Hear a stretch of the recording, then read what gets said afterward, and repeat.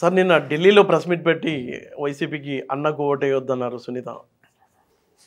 అంటే దాని ప్రభావం ఏమైనా ఉంటుందా ఏపీ ఓటర్ల పైన? ఇదే చూడండి, ఒక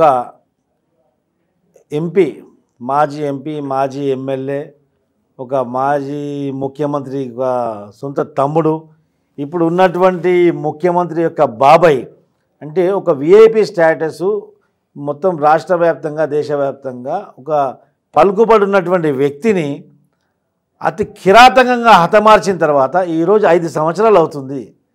హంతకుని పట్టుకోలేకపోయారంటే ఈరోజు చూడండి మీరు ఏ విధంగా వ్యవస్థలను మేనేజ్ చేస్తున్నారో ఆంధ్రప్రదేశ్లో. వాళ్ళ సొంత కూతురే వీరందరిపైన అనుమానం వ్యక్తం చేయడం జరిగింది. ఏం చేశారు? ఆమెకు రకరకాల ఆమెను భయపడిస్తున్నారు, కాంప్రమైజ్ చేసుకోండి, కేసు వాపసు తీసుకోండి అని చెప్పేసి రకరకాల ఆమె మీద ప్రెషర్ వేయడం జరుగుతుంది. ఆమె ఏ ప్రెషర్ కూడా లొంగకుండా ఆమె ఈరోజు క్లియర్గా బయటకు వచ్చి ప్రజలకు విన్నపిస్తుంది. ఆమె వెనుక తెలుగుదేశం పార్టీ ఖచ్చితంగా ఆమెకు న్యాయం చేకూర్చేంత వరకు ఆమెకు సహకరిస్తాం, అన్ని విధాల ఆమెకు తోడుగా ఉంటామని చెప్పేసి ఈ సందర్భంగా ఈ యొక్క Telugu one news channel, Telugu one channel పరంగా మొత్తం యావత్ తెలుగు ప్రజానికం అందరూ కూడా తెలియపరుస్తున్నారు. అంటే సజ్జల మాట్లాడుతూ ఆ మర్డర్ జరిగింది టీడీపీ హయాంలోనే కదా అంటాడు. టీడీపీ హయాంలో అంటే టీడీపీ ఆల్మోస్ట్ ఆల్ దిగిపోయే స్టేజ్ అది. ఆల్మోస్ట్ ఆల్ టీడీపీ పదవీ కాలం పూర్తి అయిపోయింది. అంటే టీడీపీ హయాంలో జరిగితే టీడీపీ చేసినట్ట? టీడీపీకి వైఎస్ వివేకానంద రెడ్డితో ఏం వైరం అని చెప్పండి?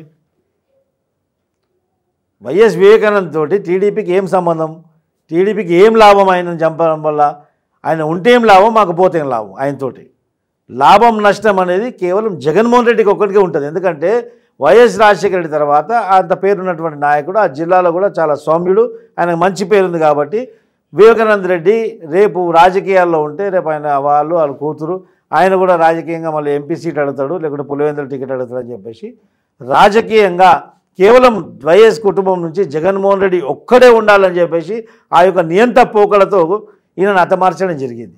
అంతకంటే మించేం లేదు. తెలుగుదేశం పార్టీకి ఏ విధమైన సంబంధం లేదు. మరి తెలుగుదేశం పార్టీ హయాంలో జరిగితే తెలుగుదేశం పార్టీ ఆ యొక్క హత్య వెనుక తెలుగుదేశం పార్టీ కుట్ర పడితే మరి నువ్వు ముఖ్యమంత్రి హోదాలు ఉన్నావు కదా, ఏం చేస్తున్నావు? భజన చేస్తున్నావు 5 సంవత్సరాల నుంచి. బయటికి దీని మీద ఎంక్వైరీ చేయి. ఎందుకు చేయలేవు? మరి తెలుగుదేశం కార్యకర్తలు ఏమి చేయకుండా వాళ్ళ ఇంట్లో నీళ్ళ డబ్బాలు వేసి సారా అమ్ముతున్నావు అని కేసులు బుక్ చేసిన వయం ఇది. అలాంటి వాడు తెలుగుదేశం పార్టీ మర్డర్ చేస్తే నీ సొంత కాకని కొట్టలతో నరికేస్తే మరి నువ్వు ఎందుకు ఇప్పటిదాకా కేసు పెట్టలేవు? ఎందుకు ఇప్పటిదాకా అరెస్ట్ చేయలేవు? ఎందుకు ఇప్పటిదాకా దొరకబట్టలేవు? అంటే అంత అసమర్థుడువా?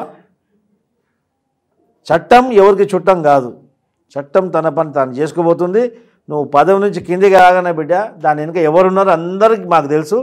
ఖచ్చితంగా వెలుగులోకి తీసుకొస్తాం, కటకటాల వెనుక పంపిస్తాం.